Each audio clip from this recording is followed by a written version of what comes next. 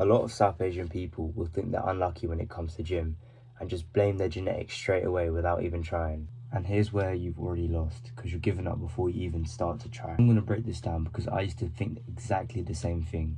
Yeah, I used to be skinny, I couldn't fill out any t-shirts, and I used to think, yeah, it's only because I'm South Asian, and I made no progress at all. I found out what I was doing wrong, and then within a year, my physique transformed completely. And it isn't because my DNA or genetics just randomly changed. No, it's because my bad habits were cut out. So let's talk about the real things South Asian males struggle with in the gym, and none of them have anything to do with genetics. So most of us grow up with cultured or home cooked food.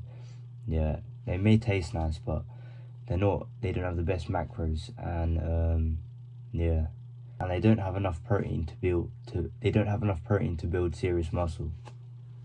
You can train your hardest in the gym, yeah, go to failure, do all this, all that, but you're not going to make any serious muscle or any gains at all if you're having like 50 to 60 grams of protein a day, or maybe even less. The best amount of protein is to have at least 2 times your body weight. So say if I weigh 80 kilos, yeah, you need 160 grams of protein a day to meet your body's needs to build muscle. So yeah, obviously don't stop having cultural food, just add more portions, or meet your protein goals just by adding a bit more chicken or fish or whatever.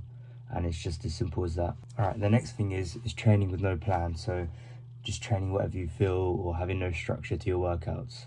Yeah, this will decrease your growth by a lot, because say if you train like chest, back, biceps, triceps all in one day, your body won't recover in time, and so on. Yeah, and you need to stay consistent, so then your body realizes, yeah, I'm undergoing this or whatever. I don't know the science behind it exactly, but I do know you need to train your muscle groups at least 2 times a week, and you need structure to your workouts, because as soon as I started to add structure, yeah, I saw the most growth. And yeah, you start tracking and progressive overloading, yeah, you're going to see the most muscle growth as quick as possible. So the next thing is not sticking to a plan for a long time. Yeah, so if you just give up on a plan just because it isn't currently working, say if you try something for a week and you don't like it, yeah, you're not fair enough, you might not like it, but you should still adapt and still follow the plan roughly and try your best. Yeah, because if you just give up with a plan quick, you're not going to be consistent enough to grow the muscle that you need.